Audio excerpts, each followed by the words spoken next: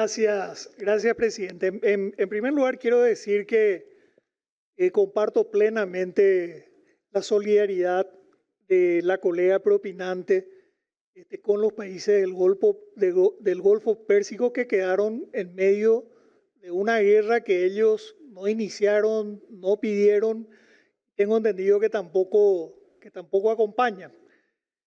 Ahora, yo no creo que nosotros podamos como Senado sencillamente abarcar o pretender hablar de una parte del conflicto.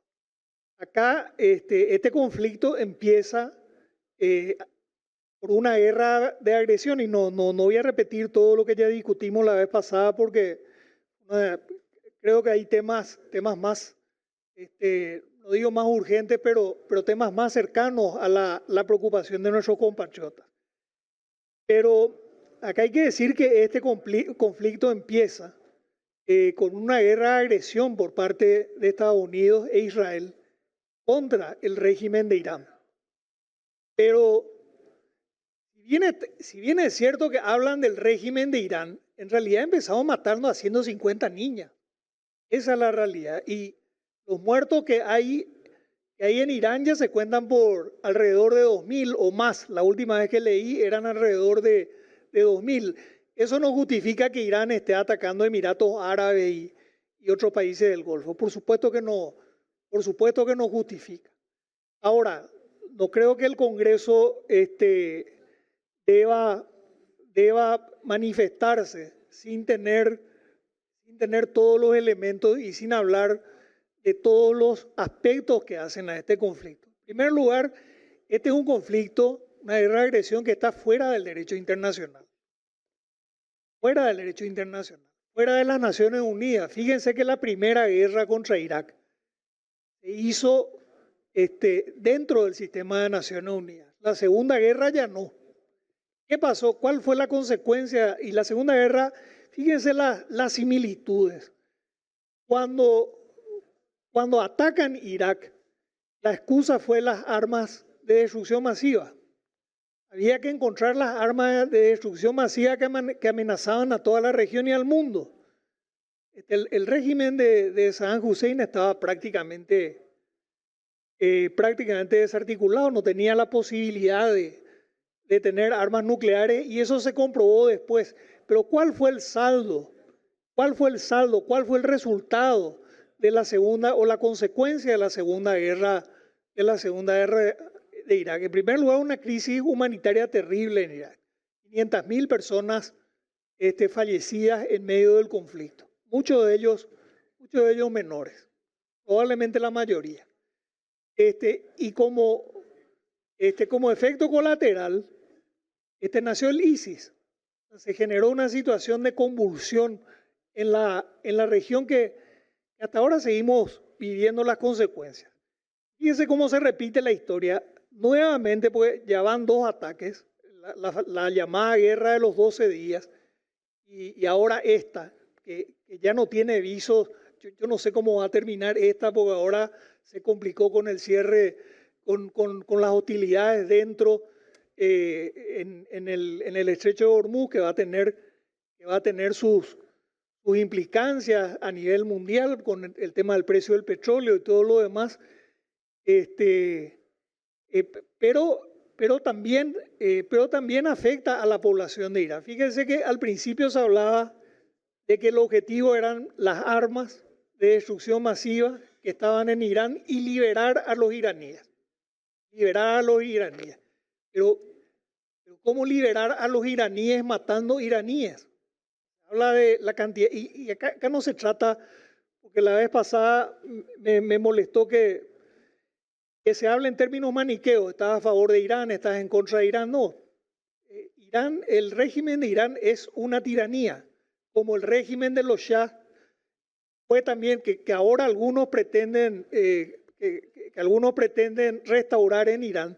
También el régimen de los Shah fue una tiranía, salvo una pequeña primavera democrática como Mossadegh allá por los años 50 del siglo pasado, donde hubo elecciones libres y se le eligió a Mossadegh, que lastimosamente Mossadegh tuvo quizás la imprudencia de nacionalizar, por supuesto con buenas intenciones, de nacionalizar los recursos naturales iraníes, el petróleo, y por supuesto Estados Unidos y Gran Bretaña le hicieron un golpe y se acabó esa primavera democrática y volvió la tiranía de los Shah. La situación es mucho más compleja que lo que está ocurriendo ahora. Y para mí el tema central es acá que todo esto se está haciendo al margen de las Naciones Unidas. Todo esto se está haciendo al margen. No se va a liberar al pueblo iraní, así como entraron en Venezuela, le sacaron a Maduro absolutamente fuera del derecho internacional, absolutamente de las reglas, a las reglas más básicas. Maduro, otro tirano, por cierto. Hay otros tiranos a los que no se les hace caso. Daniel Ortega, por ejemplo, está muy tranquilo. Está muy tranquilo porque probablemente es funcional a la política migratoria de Estados Unidos. Acá también hay tiranos buenos y tiranos malos. Pero se le sacó a Maduro y quedó todo su equipo. El único que falta en esa foto es Maduro. Cuando uno ve el gabinete de Delcy Rodríguez, el único que falta es Maduro. Y resulta ser que ahora los líderes de la oposición o María Corina Machado no tienen el respeto en Venezuela. Después de haber ganado unas elecciones que toda la comunidad internacional apoyó, vamos a decir, en cuanto al triunfo de la oposición venezolana.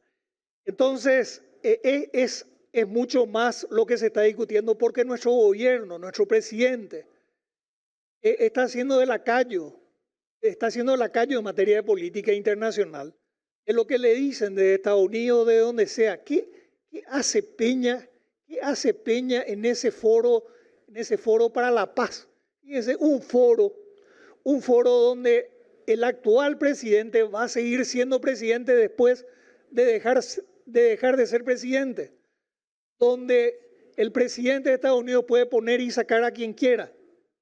Y este escudo de las Américas, ¿cómo escudo de las Américas sin Colombia y sin México contra el narcotráfico? ¿Cómo vamos a luchar contra el narcotráfico sin Brasil, sin México, las economías más grandes de la región, y sin Colombia? Y Paraguay con sus 10 millones de dólares de inversión de gasto en la Senat y con su ínfima inversión en policía, en términos comparados, o en Fuerzas Armadas, Paraguay se va y forma parte de ese escudo de las Américas. Brasil está más cerca de Paraguay. Colombia, Bolivia, son países con los que Paraguay tiene que interactuar. De Bolivia viene la cocaína que después va al resto del mundo. Pero lo más grave es que todas estas iniciativas se hacen para socavar el derecho internacional, porque a las potencias no les interesa el derecho internacional.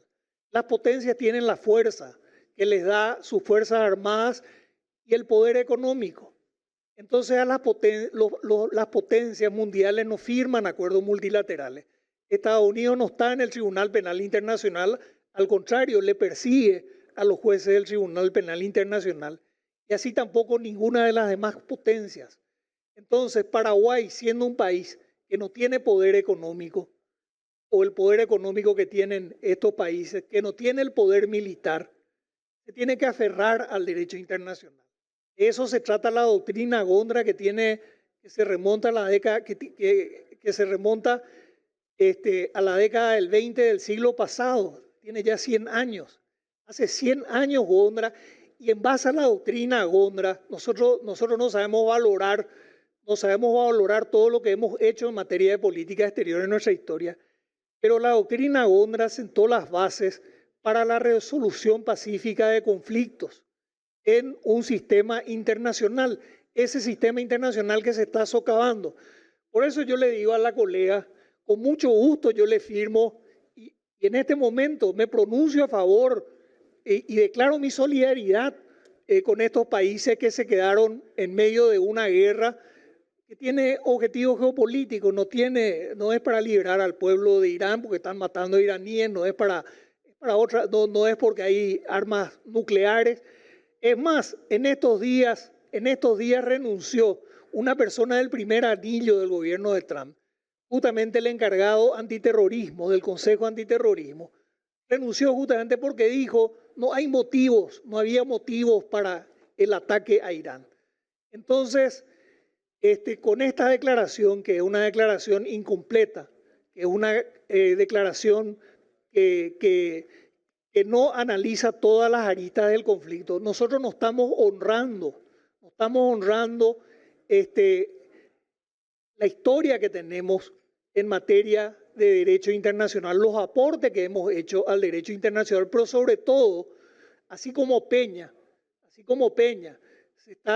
anda de furgón de cola y de telonero en cuanto acto hay a nivel internacional, lo que estamos haciendo es dispararnos en el pie, porque estamos apoyando la ley del más fuerte, que es la ley que nos imponen las potencias, no solamente con Trump, también antes de Trump.